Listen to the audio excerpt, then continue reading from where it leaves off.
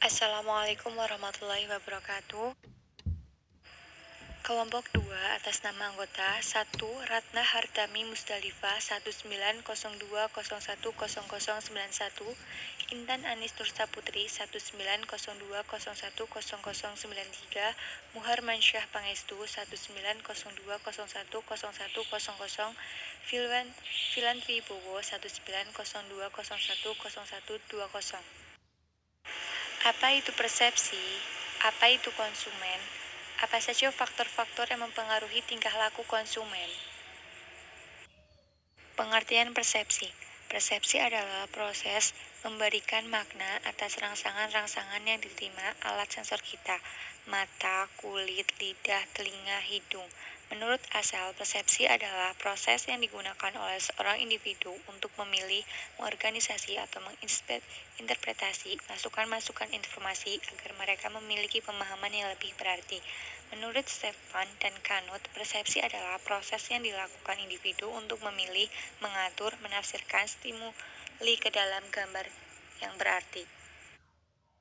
Dimensi persepsi. Mengacu pada pendapat Asal, dimensi persepsi dibagi menjadi 7 sebagai berikut. 1. Kinerja. Kinerja melibatkan berbagai karakteristik operasional utama dalam produk, misalnya kenyamanan.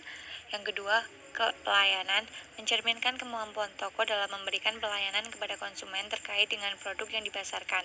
Semakin baik pelayanan yang diberikan oleh toko kepada konsumen, semakin baik pula penilaian konsumen terhadap image toko itu.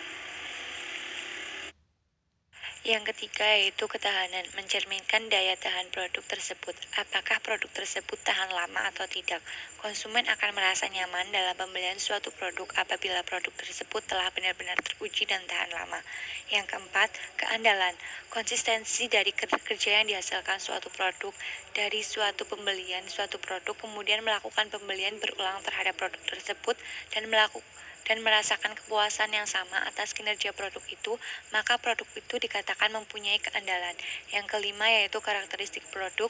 Fitur-fitur yang terdapat dalam suatu produk dapat membedakan dari produk saingnya, dan fitur tersebut tidak menjadi lebih di mata konsumen.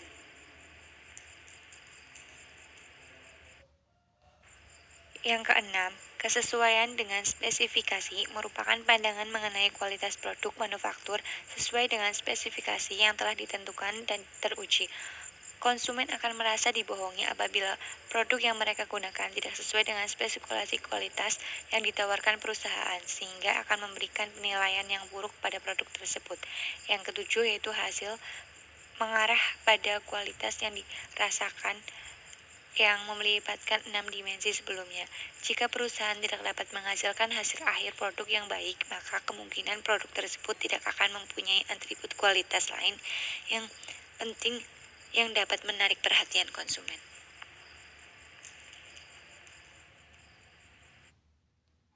Definisi konsumen. Perilaku konsumen adalah studi mengenai individu, kelompok, atau organisasi dan proses di mana mereka menyeleksi, menggunakan, dan membuat produk, layanan, pengalaman, atau ide untuk memuaskan kebutuhan dan dampak dari proses tersebut pada konsumen dan masyarakat. Menurut Engel menyatakan bahwa perilaku konsumen adalah tindakan langsung untuk mendapatkan konsumsi dan menghabiskan produk dan jasa, termasuk proses keputusan yang mendahului dan mengikuti tindakan ini. Menurut Kotler dan Armstrong, mengemukakan bahwa perilaku konsumen adalah perilaku pembelian konsumen akhir, baik individu maupun rumah tangga yang membeli produk untuk konsumsi personal. Menurut Sumarwan, menyatakan bahwa perilaku konsumen adalah semua kegiatan, tindakan, serta proses psikologi yang mendorong tindakan tersebut pada saat sebelum membeli, ketika membeli, menggunakan, menghabiskan produk dan jasa, setelah melakukan hal-hal di atas atau kegiatan mengevaluasi. Menurut Schiffman dan Kanuk, perilaku konsumen adalah suatu perilaku yang diperlihatkan oleh konsumen dalam mencari, membeli, rati-uriati, bauran pemasaran, dan loyalitas konsumen. Selanjutnya ada karakteristik pengaruh perilaku. Faktor-faktor yang mempengaruhi tingkah laku konsumen adalah yang pertama adalah faktor budaya, yang kedua adalah faktor sosial, yang ketiga pribadi, dan yang keempat psikologi. Selanjutnya, ada hubungan persepsi dengan keputusan pembelian. Proses keputusan konsumen dalam membeli atau mengkonsumsi produk atau jasa akan dipengaruhi oleh kegiatan pemasaran dan lembaga lainnya. Proses keputusan pembelian akan terdiri dari pengenalan masalah, pencarian informasi, evaluasi alternatif, pembelian, lalu kepuasan konsumen. Pemahaman tentang faktor-faktor yang mempengaruhi keputusan konsumen akan memberikan pengetahuan kepada pemasar bagaimana menyusun strategi dan komunikasi pemasaran yang lebih baik. Persepsi konsumen juga akan mempunyai keputusan pembelian dikarenakan orang mempunyai kesukaan dan kebiasaan yang berbeda-beda sesuai dengan kondisi konsumen, terutama didukung oleh kemampuan seseorang untuk mendapatkan suatu barang atau jasa. Menurut Philip Kotler, keputusan pembelian seseorang dipengaruhi oleh faktor psikologi utama antara lain persepsi serta keyakinan dan pendirian. Tinjauan keputusan pembelian. 1. Definisi keputusan pembelian. Menurut Kotler, keputusan pembelian adalah tindakan dari konsumen untuk mau membeli atau tidak terhadap produk. Menurut Sumarwan, keputusan pembelian adalah keputusan mengenai apa yang akan dibeli, apakah membeli atau tidak, kapan membeli, di mana mereka membeli, dan bagaimana cara membelinya. Menurut Schiffman dan Kanuk menyatakan bahwa keputusan adalah seleksi terhadap dua pilihan atau lebih. Perusahaan besar pada umumnya melakukan riset dengan cermat tentang keputusan konsumen membeli produk untuk mengetahui sesuatu yang dibeli oleh konsumen, tempat, alasan, dan cara mereka membeli serta tingkat harga yang mereka bayar. 2. Tipe perilaku keputusan pembelian. Keputusan yang diambil oleh individu di pasar konsumen dibagi berdasarkan keterlibatannya dan perbedaan antara merek produk. Keterlibatan involvement adalah jumlah waktu dan usaha yang dikeluarkan untuk memilih, mengevaluasi, dan memutuskan pembelian. Ada 4 tipe keputusan, yakni keputusan pembelian kompleks, mengurangi ketidakcocokan, pembelian kebiasaan, dan mencari variasi. Perilaku kompleks. Perilaku kompleks terjadi ketika keterlibatan kita tinggi. Keterlibatan pembelian kita tinggi terjadi ketika waktu dan usaha yang kita korbankan banyak dan besar. Konsumen akan melakukan perilaku pembelian kompleks apabila sangat terlibat dalam pembelian dan mempunyai persepsi yang sangat mahal, penuh resiko. Contoh, rumah, komputer. Perilaku pembelian pengurangan ketidakcocokan. Perilaku pembelian ini terjadi apabila pembeli sangat terlibat tetapi persepsi atas perbedaan mereknya rendah. Setelah membeli, bisa jadi pembeli mengalami post-purchase dissonance manakala mereka mengetahui kekurangan merek produk yang mereka beli. Maka pemasar haruslah membuat komunikasi sesudah beli yang memberi bukti dan dukungan agar pembeli tidak menyesali pilihan mereknya. Contoh, karpet yang mempunyai kisaran harga tertentu dengan harga yang sama. Perilaku pembelian kebiasaan. Perilaku pembelian kebiasaan, habitual buying behavior, terjadi bila keterlibatan konsumen dan persepsi perbedaan merek rendah. Perilaku ini terjadi saat orang main ambil produk-produk tertentu, contoh es krim Walls dan Campina. Perilaku pembelian mencari variasi. Konsumen akan berperilaku sebagai pembeli yang mencari keanekan keadaan dengan ciri keterlibatan konsumen rendah namun dengan perbedaan preferensi yang tinggi. Dalam keadaan seperti itu, konsumen sering berpindah-pindah merek. Terkadang pada belanja berikutnya, ia memilih merek lain bukannya karena bosan, tetapi karena ingin mencoba yang lain. Perpindahan merek terjadi bukan karena ketidakpuasan, melainkan karena ingin keanekaragaman. Tahapan keputusan pembelian. Menurut Kotler dan Armstrong, tahapan untuk mencapai keputusan membeli dilakukan oleh konsumen melalui beberapa tahapan meliputi A.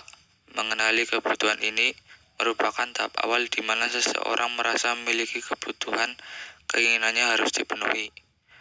Kebutuhan dapat dipicu oleh stimuli internal pada saat kebutuhan normal, seperti lapar, haus. Dari pengalaman yang pernah terjadi, orang telah mempelajari cara mengatasi dorongan sedemikian dan memotivasinya ke arah tujuan yang diketahuinya akan dapat memenuhi kebutuhan tersebut. Sedangkan kebutuhan juga dapat dipicu oleh stimuli eksternal. Iklan yang menawarkan suatu produk jasa dapat menjadikan seseorang menyadari kebutuhan. B. Mencari informasi. Evaluasi alternatif keputusan membeli perilaku.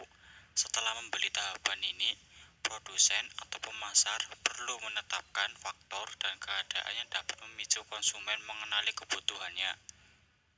Mencari informasi ketika seseorang memiliki perasaan membutuhkan, ia akan mencari informasi yang berkaitan dengan produk yang akan dibelinya. Konsumen dapat memperoleh informasi dari sumber-sumber berikut.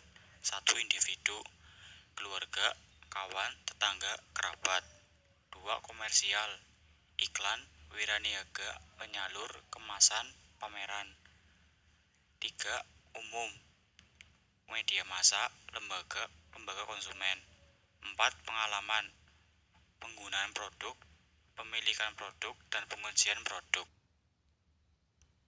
Pengaruh hubungan sumber-sumber informasi tersebut terhadap pembeli bervariasi. Pada umumnya, porsi informasi terbesar yang diperoleh konsumen berasal dari sumber komersial yang dikendalikan oleh produsen atau pemasar. Meskipun demikian, sumber individu merupakan yang paling efektif, terutama pada pembelian jasa, karena informasi yang diperoleh lebih banyak. Konsumen semakin menyadari dan banyak mengetahui tentang berbagai merek dan ciri produk yang tersedia. C. Evaluasi alternatif. Setelah memiliki informasi yang cukup lengkap, biasanya konsumen mengevaluasi alternatif yang ada. Dalam mengevaluasi, konsumen dapat menggunakan kalkulus yang ketat dan berpikir tentang barang yang akan dibelinya. Konsep dasar untuk menjelaskan evaluasi alternatif adalah 1. Kita anggap seorang konsumen melihat suatu produk sebagai serikat atribut. Masing-masing konsumen mempunyai cara memandang atribut yang paling menarik berkaitan dengan kebutuhan dan keinginan. Yang kedua, konsumen akan melekatkan derajat pentingnya kepada atribut berdasarkan kebutuhan dan keinginan yang unik. Ketiga, konsumen menempatkan merek kepercayaan kepada setiap atribut. Seperangkat kepercayaan atas suatu merek disebut citra merek. Keempat, konsumen mengharap kepuasan produk total akan bervariasi dengan tingkat-tingkat atribut yang berbeda. Kelima, konsumen sampai kepada atribut merek yang berbeda melalui prosedur evaluasi tunggal atau lebih, tergantung konsumen sendiri dan kepuasan pembeliannya. D. Keputusan membeli.